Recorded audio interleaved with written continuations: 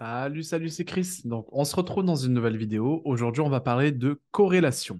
En fait, on va parler de la corrélation entre l'économie, la macroéconomie, la blockchain et tout simplement les crypto-monnaies. Bitch, I got problems on problems on problems on problems on problems on problems I solve them. I run through the money, the pressure be calling. Left on my blessings, I feel like I'm falling. The birdie is back. Tell me I'm garbage, I'm going through something. That's why I ain't calling. Phone and progression, it's all that I wanted. The phone and affection, I summon and dub it. Cause bitch, I got problems on problems on problems on problems on problems on problems I solve. C'est un sujet très important à aborder parce que, en fait, on se rend compte que tous les jours, il y a une très grosse corrélation entre les différents actifs et le Bitcoin. Même si au début, c'était pas forcément visible. D'accord? On va voir ce qui se passe sur les indices et l'impact qu'il va y avoir sur le Bitcoin et évidemment les autres cryptos. Pourquoi on arrive là-dessus? Déjà parce qu'il y a de plus en plus de liquidités qui sont injectées sur les marchés. Et cet argent, évidemment, il ne vient pas de nulle part, il vient des institutionnels, des institutions. Et c'est quelque chose qu'on voulait, hein. C'est un truc qu'on voulait, parce que si les institutions suivent derrière, c'est que ça devient sérieux. C'est qu'il y a des trucs à faire. Mais ça engendre aussi un certain nombre de problèmes, hein, des choses qui deviennent négatives. Premièrement, c'est du coup l'incorporation des crypto-monnaies comme actifs risqués parmi les produits financiers.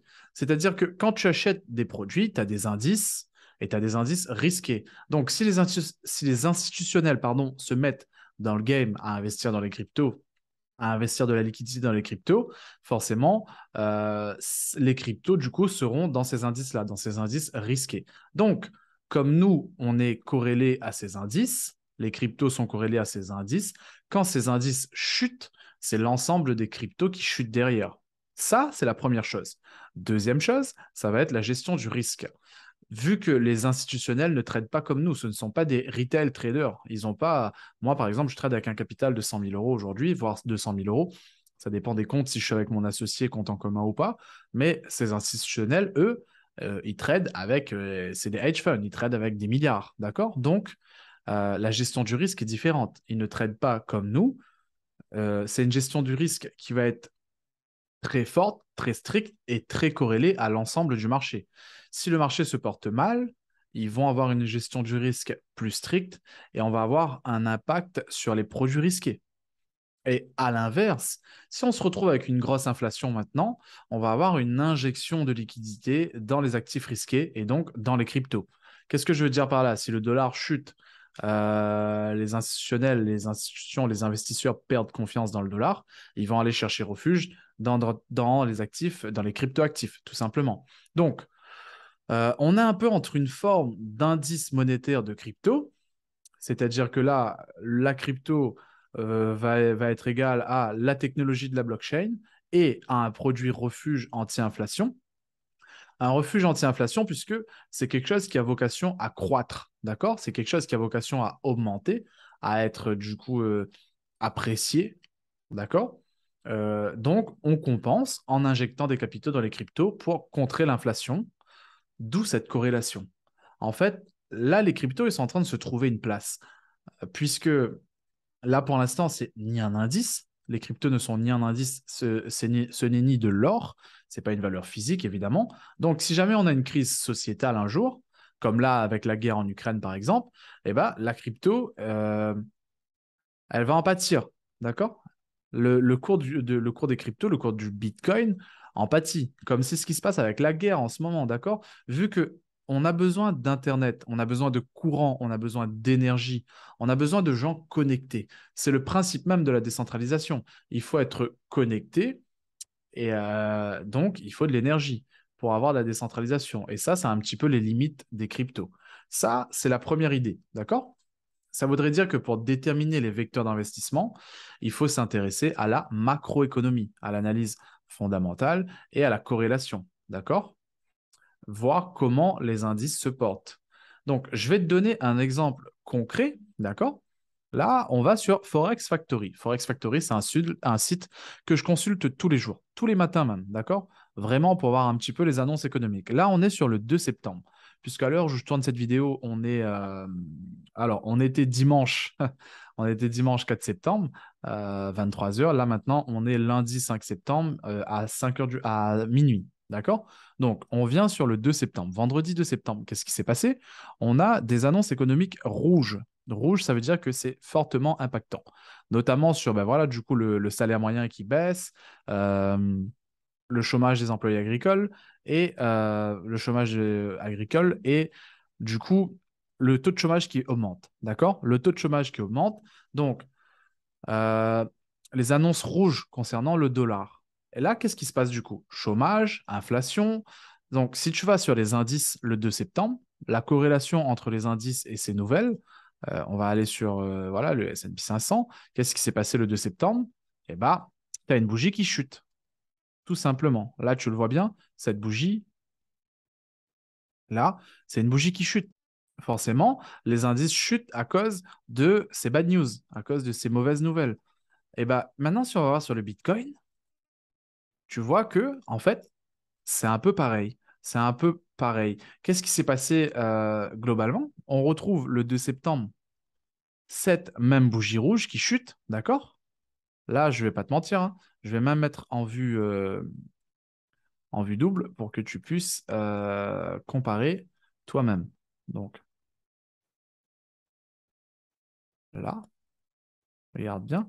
Pour que tu vois que je ne suis pas en train de te raconter des conneries. Là, on est sur le Bitcoin. Là, on est sur S&P 500. Donc, recueil des indices. Qu'est-ce que tu vois? Bougie du 2 septembre baissière, bougie du 2 septembre baissière. Et on a juste avant cette même bougie haussière, cette espèce de doji là, où tu vois que là, c'est une bougie bleue qui monte. OK? Donc, globalement, le 2 septembre, ils ont eu tous les deux une bougie rouge. Donc, du coup, on a une forme en fait de corrélation, de schématisation. Si on ne prend pas l'habitude d'aller checker ces annonces, si on ne prend pas l'habitude d'aller regarder ces indices, cette corrélation, bah, on peut se faire avoir par les marchés.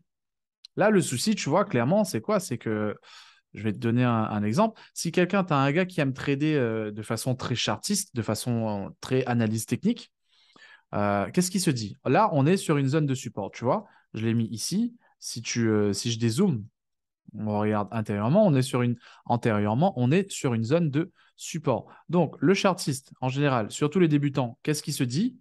Ah ben là, je pense que la bougie, le cours, il va avoir tendance à rebondir. Rebondir pour aller chercher, pourquoi pas, cette résistance, voire ce niveau, OK? Et partir sur un délire comme ça. Tac, tac et tac. Voilà. Il viendrait chercher ses profits ici. D'accord? Et ben en fait, là, on voit que non. Clairement, le souci, c'est qu'on a des nouvelles économiques derrière. On a des nouvelles économiques et derrière, on a les indices. Du coup, les indices, ils vont l'emporter. Et là, on le voit bien. On le voit bien que là, si tu fais une analyse technique, c'est important d'aller regarder la macro. Alors, regarder la macroéconomie, les indices et les indices du dollar, par exemple. Les indices du dollar. Parce que l'ensemble des crypto-monnaies sont indexées à l'USDT, le Tether, qui lui-même est indexé au dollar. D'accord? Le Tether, si tu ne le sais pas, je te le rappelle, c'est un stablecoin, une crypto-monnaie qui est indexée, qui est stable, qui n'a pas de volatilité forte comme le Bitcoin ou autre. Il est indexé sur la valeur du dollar. C'est un peu le dollar numérique. Donc, vu, je te le répète, que l'ensemble des cryptos sont indexés à l'USDT qui lui-même est indexé au dollar, forcément, ce qui impacte le dollar bah, va impacter les cryptos. C'est pour ça que je te dis, va voir les indices, va voir le SP500, va voir le Nasdaq, va voir l'indice dollar. D'accord? Parce que, comme je te dis, ce qui impacte le dollar va impacter les cryptos, vu que le dollar, c'est un dénominateur des paires. Qu'est-ce que j'entends par dénominateur des paires? Ben là, tu es sur une paire BTC-USD, Bitcoin, dollar. D'accord? Quand tu trades BTC-USDT, ETH-USDT, etc. OK? Donc forcément, si on a un dollar haut, on va avoir un prix de Bitcoin faible.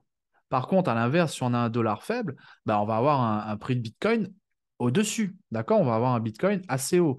D'où l'intérêt d'avoir une connaissance là-dessus. Bon, t'inquiète pas, là, tu comprends rien, mais tu vas avoir tout un tas d'infos là-dessus. Je vais te donner des vidéos au fur et à mesure. Tu vas avoir tout un tas d'infos sur le Discord. Je vais vous faire des débriefs, hein. Je vous fais des briefs réguliers euh, presque tous les jours, d'accord? On va voir ce qui se passe la veille. Je vais vous donner un plan pour que vous puissiez prévoir et anticiper. Et à terme, pourquoi pas, je le répète encore une fois, ce ne sera pas demain, ce ne sera pas le mois prochain, ce ne sera pas dans 2 mois, ce sera peut-être dans 6 mois, dans 1 an, vous allez vraiment tout comprendre. Et à terme, si vous avez l'envie, vous allez pouvoir faire vos propres analyses. Et pourquoi pas, rejoindre mon équipe, devenir un membre de confiance, animer le Discord. Je vous le souhaite, je le souhaite clairement, qu'on progresse ensemble. Donc, évidemment, ce n'est pas une science infuse, ça ne suit pas à 100%, il y a des moments où c'est décorrélé. D'accord?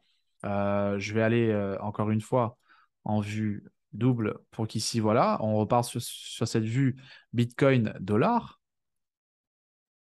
Pardon, Bitcoin et SP500. Là, tu vois que, bon, regarde, le Bitcoin, là, il a pas mal chuté. Ensuite, il remonte. Là, on est sur un graphique sur la fin, kiff. Mais avant ça n'a pas fait la même chose. S&P qui était assez bullish.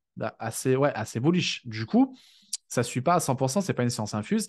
Il y a des moments où c'est décorrélé. Dans ce cas, c'est que les institutionnels, en fait, ils ne sont pas sur le marché. D'accord? Rappelez-vous, les institutionnels, ce sont ces gros fonds qui viennent injecter de la liquidité dans le Bitcoin et qui, du coup, le fait se corréler aux indices. D'accord?